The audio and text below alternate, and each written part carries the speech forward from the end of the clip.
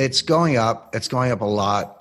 And let me just back that up a little bit because that's easy to say. I don't say things like that without a lot of analysis. There are three different ways to think about it. One is just some technical analysis. This is the third great bull market in gold in history. And when I say history, I'm only going back to 1971 because prior to 1971, gold was money. So you didn't have a bull market or a bear market. It was fixed to the dollar. The people who bang the table and say, give me a gold standard. I was like, well, be careful what you wish for, because in a gold standard, you're not going to make any money on gold because it's fixed, it's pegged to the dollar. If you want to make money on gold, you would actually be against a gold standard because they keep screwing up the currency and the gold goes up. But we had a bull market from 1971 to 1980 and gold went up 2,700%. Then we had a bear market from 1980 to 1999, and gold went down from $800 to $250. So that's, do the math, that's 60 or 70%. Then we had the second great bull market from 1999 to 2011, and gold went up 670%. Then we had a bear market. It's so funny how these things go in cycles. From 2011 to 2015, but you can call the bottom. It was December 16th, 2015. Gold was $1,050 an ounce. I'm talking US dollars. That was the bottom. And I saw it at the time, and I called it at the time based on a conversation I had with Jim Rodgers, who's the greatest commodities trader in history. And we were down in the Dominican Republic at Casa de Campo during the bear market. And I said, Jim, what do you think about gold? He goes, well, I own it. But I'm not buying more at the moment. I'm waiting. He said, I'm not selling it, but I'm not buying more. I'm waiting. And he said to me something that just hit me right between the eyes. He said, gold is going to the moon, but no commodity goes to the moon without a 50% retracement along the way. There comes a time when it drops 50%, and then there's like the second liftoff, and then it goes to the moon. Now, take the bottom in 1999, it was $250 an ounce. The top was $1,900 an ounce in August 2011. So that's $1,750. Half of that, so 50% retracement would be down $825. So 1,900 minus $825 puts you at $1,075. Well, bingo, $1,050. That's close enough for government work, as we say. So when I saw $1,050, I talked to Jim Rodgers about this earlier. When I saw $1,050, I said, okay, there's your 50% retracement. Using 250 you have to have a base. Using 250 as your baseline, up to 1,900, take that gap, down 50%, boom, 1,075, we were 1,050. I said, that's the low. Now it's getting close to 1,900 again. I mean, actually on an intraday basis, I think it just kind of kissed the all-time high. It was like right there. So there's the full retracement of the bear market, but this bull market, the third great bull market, started December 2015. We are up almost 90%. You go from 1050 to 1900. That's about 90%, 86, 87%.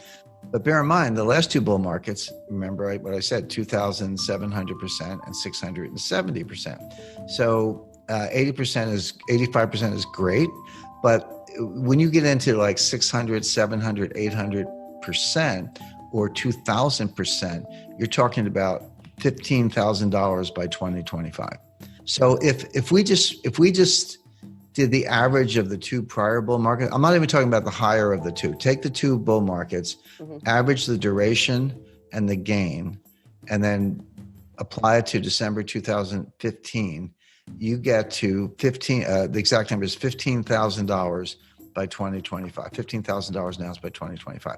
But people go, that's 4 years away. It's like 5 years away. I was like, yeah, but to get to from 2,000 to 15,000, you got to go 3,000, 4,000, 5,000, 6,000. You can make a ton of money.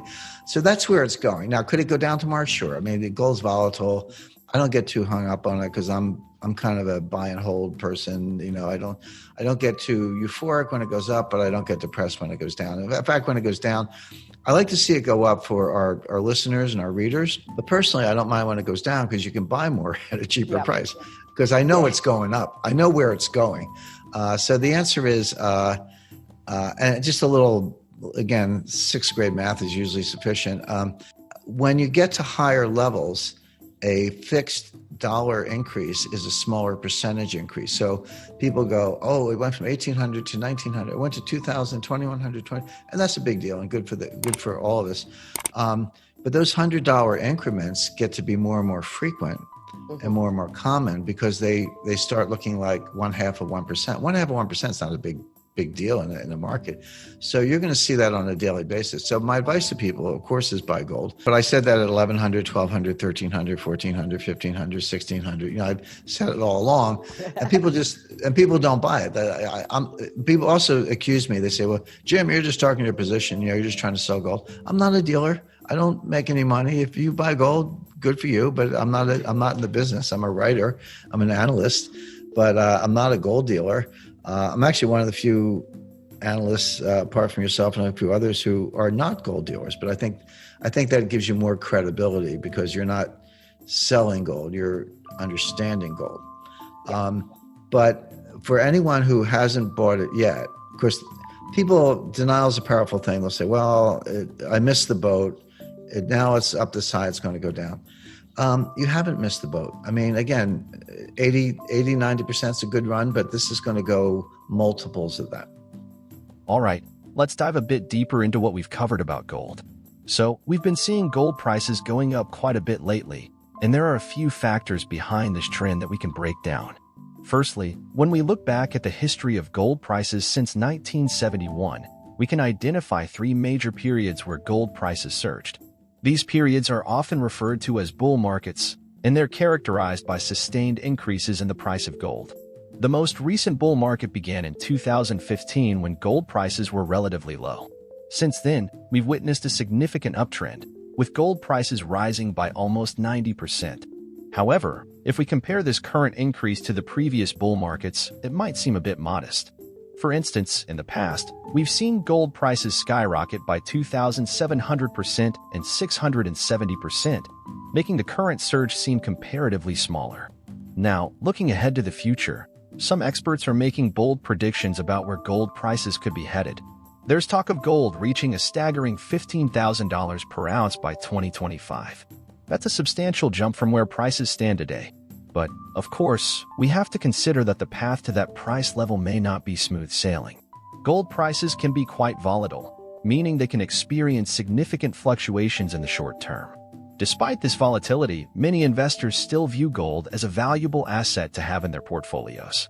That's because gold has a reputation for holding its value over time, especially when other investments might be struggling. So, if you're thinking about adding gold to your investment mix, it could be worth considering for the long term. In essence, the story of gold is one of resilience and opportunity. While we can't predict exactly where gold prices will go in the future, understanding the historical trends and current market dynamics can provide valuable insights for investors looking to navigate the world of commodities trading.